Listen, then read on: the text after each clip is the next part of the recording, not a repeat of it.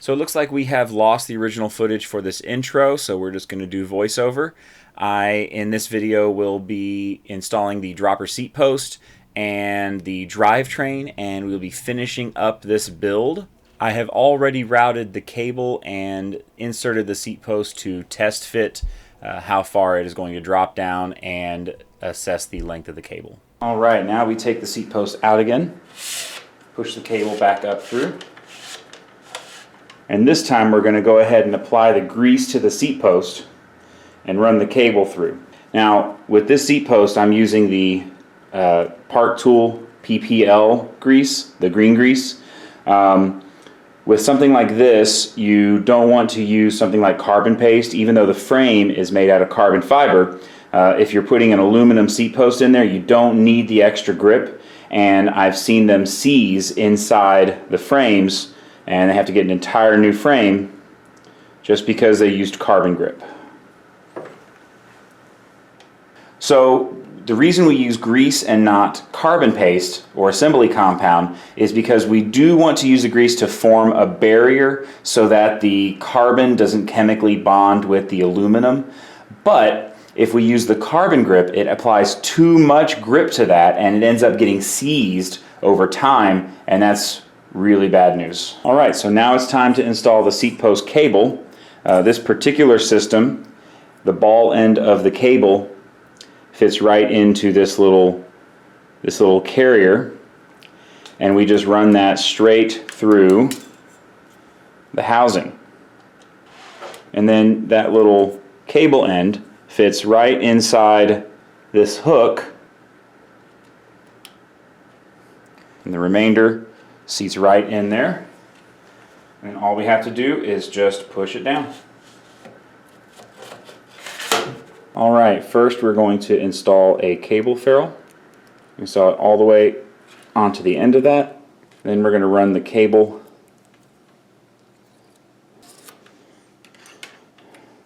now. I don't know if you can see, but on this particular model of dropper post, this Fox, the cable goes through and there's a little bolt here that holds it in place. So we're going to tighten that down. We're going to give it a couple of flicks to make sure the cable is seated everywhere that it needs to be.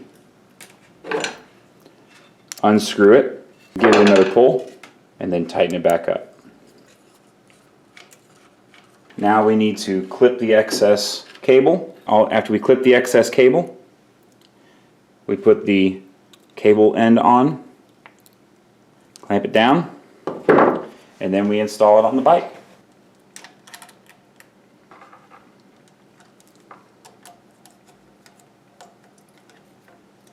Before we install the derailleur, we need to do a quick pass and check to make sure that our hanger is aligned with the wheel. And we do this by installing this arm that we can mark and measure how far away this center line is from the rim at all the places on the wheel. And it looks like this one is good to go. Next up, the derailleur. Alright, now to press in the bottom bracket, we want to make sure we apply a little layer of grease here. Putting grease in here is going to help keep this quiet. Again, we don't want to use carbon paste. And I'm going to go ahead and press in the right hand side cup first with the center sleeve, and then after we get that pressed in, we'll press the left in.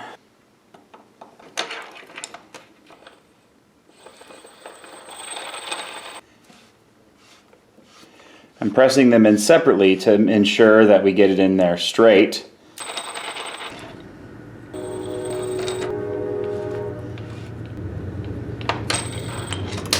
Before we get started on installing the crankset, a couple interesting things about this SRAM crankset that I want to show you. First of all, it is a self-extracting crankset, and what that means is there's a little 8mm inside there, and this cap right here holds it in.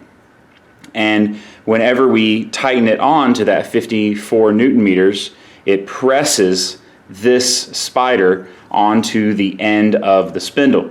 And then whenever it comes time to remove it, what we can do is we can use this bolt that presses it in to also extract it. And what happens is when you try and unscrew this, it's going to push up against this ring and pull the whole crankset off. Also, on the other side of the crankset, there is an interesting little preload nut here. And so what this does is after you install this crank arm and install the other side, what you do is you take this and it kind of presses up against the bottom bracket. You see it's pushing this way, and it expands the whole system and takes any kind of play out of it. And then once you've got it to the appropriate setting, you just tighten this little bolt here, which does not take very much to get tight. Okay, so first we install this end, and we install the 2mm spacer that comes with this, and then we put the drive side crank arm on.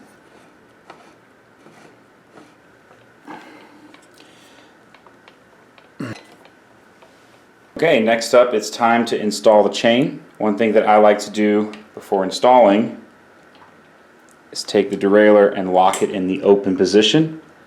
That's going to make it a little bit easier to handle. Now this particular chain, if you look on the side plates, they have writing on them. If you ever have a chain that has writing on both sides, the inside and the outside, then the chain is not directional. You can put it on any way you like to. If you have chain with the writing only on one side, then you need to make sure that you set the part with the writing on the outside. Alright, it looks like this chain is a hair long, so I'm going to take a couple of links out of it. Now the nice thing about this chain and most modern chains is that they come with a quick link, so you don't need to worry about using a press tool to install the chain. All you have to do is press the links out that you're removing and then use the master link to install. Now this master link, if you can tell, has a little arrow on it that needs to go the direction of the chain movement.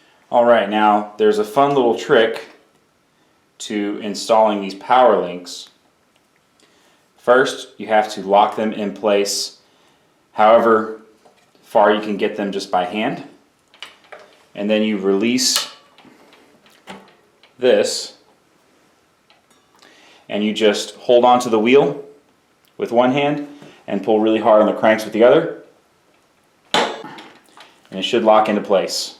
So after we get the chain installed and the cranks and everything installed, but before we put the cables on, I like to go ahead and make some adjustments to the limits on here. Now many of you have already watched 100 videos. There's a lot of videos out there on how to adjust the limits, so I'll just be real quick in explaining how I like to do the limit adjustments on these things with the first install. So step one, you need to set the lower limit. The way we do that is by over tightening the limit until it's trying to shift. You can hear it trying to shift, and then backing it off until it stops trying to shift. Now in order to test that, we've backed it off far enough, we just push the derailleur in a little bit and make sure that it can fall right back down into that gear. And it's having no trouble at all. So next step, we need to check the other limit screw, and we do that by pushing the derailleur just met by hand the same way that the cable would, all the way up to the top. Now I can feel that if I push any farther, it's going to go into the spokes, and I don't want that. So I'm going to tighten this up a little bit too much, and then just like before, you push it up there and make sure it can go into that big ring. Now that we have our limits adjusted, we can install the cable and get it up to the tension appropriately.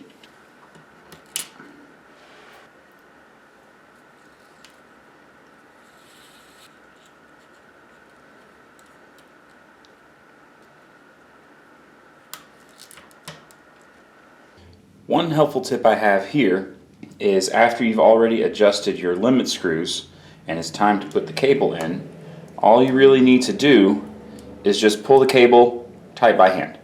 Doesn't have to be very tight, just snug. Take all the slack out, And in my experience, that'll get you 90% of the way there to the correct tension.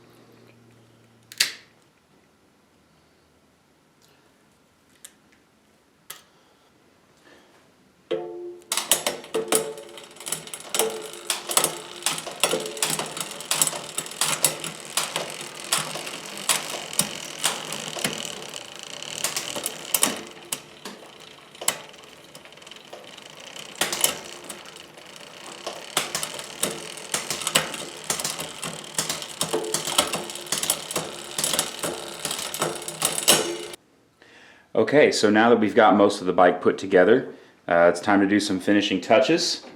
If you remember, we had the handlebars twisted on purpose, and now it's time to twist them back. And the best way I found to do this is to turn them and then look down either side of the handlebars here down to the stanchions and get a good reference point. Now, we talked earlier about when we put the headset in, to make sure the headset was tight enough. This cap is what preloads everything together. So what we're going to do now is we're going to grab the front brake so that the wheel doesn't move, and we're going to rock it forward and backward and feel this spot right here and make sure that we can't feel any play, like these bearings aren't compressed enough and it causes the headset or the fork to move around inside the headset. And on this, it feels pretty good. All right. So now we need to set these brake levers to the appropriate place. This is pretty much whatever you like is what you like. I'm a pretty big fan of having my brake levers really far down at a very low angle. So I'm going to loosen this and make a couple of adjustments. And as you can see, I'm using a torque wrench because I always use a torque wrench when it comes to putting on carbon handlebars. So I like having it at a very steep angle. And then I like being able to use one finger to brake. So I'm actually going to move this over just a little bit more. There we go. That's just right. I'm tightening this. This doesn't have a torque spec listed on it. Typically you can do about 5.5 Newton meters, and that will be the perfect size. So there we go. Okay, and I think the lever needs to move down a little bit more. Now this you don't have to use a torque wrench on, but I have it out already. And because of the SRAM matchmaker system, you can take and mount this to the actual handlebar clamp, which is really helpful. They've got the same thing with Shimano. It's called iSpec, and it makes it so much cleaner on the cockpit. That feels pretty good. And now whenever I do the other side, I like to look down so that I can barely see this lever over the horizon of the handlebar, and I'll take the other lever and I'll match it to that same spot.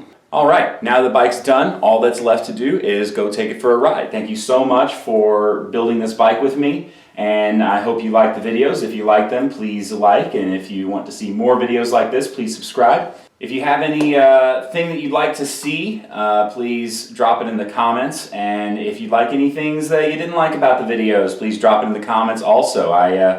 This is my first time making these videos, and any kind of feedback is appreciated. What you guys like to see, what you guys don't like to see, and hopefully making better content for you. Thank you. Have a good day.